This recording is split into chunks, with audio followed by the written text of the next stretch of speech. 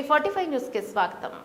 AP leakage scam case దర్యాప్తులో నేడు కీలక పరిణామం చోటు చేసుకుంది. సుదీర్ఘ విచారణ అనంతరం నాటి ముఖ్యమంత్రి కార్యదర్శిగా పనిచేసిన ధనుంజయ రెడ్డితో పాటు అప్పటి సీఎం ఓఎస్డీ కృష్ణమోహన్ రెడ్డిని ప్రత్యేక దర్యాప్తు బృందం అధికారులు అదుపులోకి తీసుకున్నారు. 3 రోజుల పాటు వీరి విచారించిన సిట్ అధికారులు మద్యం కుంభకోణంలో వీరి ప్రమేయంపై స్పష్టత వచ్చిన తర్వాత సాయంత్రం అరెస్ట్ చేసినట్లు వెల్లడించారు. దాదాపు 9 గంటల పాటు వీరిద్దరిని సిట్ అధికారులు ప్రశ్నించినట్లు సమాచారం.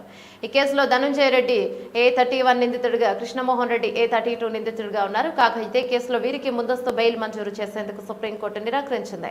ధనుంజయ రెడ్డి, కృష్ణమోహన్ రెడ్డి దాఖలు చేసుకున్న ముందస్తు బెయిల్ పిటిషన్లను సర్వోన్నత న్యాయస్థానం కొట్టివేసింది. పిటిషన్లకు వ్యతిరేకంగా తగిన ఆధారాలు ఉన్నాయని, దర్యాప్తు కీలక దశలో ఉన్నందున ఈ సమయంలో ముందస్తు బెయిల్ ఇవ్వలేదని జస్టిస్ పార్దీవాలా నేతృత్వంలోని ధర్మాసనం స్పష్టం చేసింది.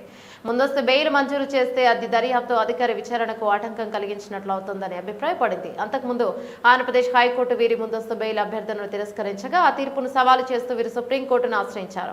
అయితే రెగ్యులర్ బెయిల్ కోసం నిబంధనలు, మెరిట్స్ ఆధారంగా హైకోర్టు లేదా ట్రయల్ కోర్టును ఆశ్రయించవచ్చని సుప్రీంకోర్టు సూచించింది.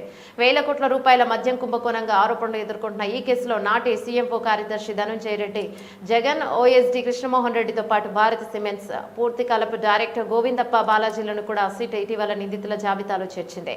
ఈ కేసులో A33 నిందితుడిగా ఉన్న గోవిందప్ప బాలాజీని సిట్ అధికారులు మంగళవారం అరెస్ట్ చేసిన సంగతి తెలిసిందే. గతంలో ఈ కేసుకు సంబంధించి మే 16 వరకు తదుపరి చర్యలు చేపట్టొద్దని సుప్రీంకోర్టు ఆదేశాలు జారీ చేసినప్పటికీ విచారణకు హాజరు కావాలని స్పష్టం చేసింది. ఈ నేపథ్యంలోనే విజయవాడలోని సిట్ కార్యాలయంలో గత 3 రోజులుగా వీరి విచారణ కొనసాగింది. తాజాగా సుప్రీంకోర్టు ముందస్తు బెయిల్ నిరాకరించడంతో వీరి అరెస్టుకు మార్గం సుగమమైంది.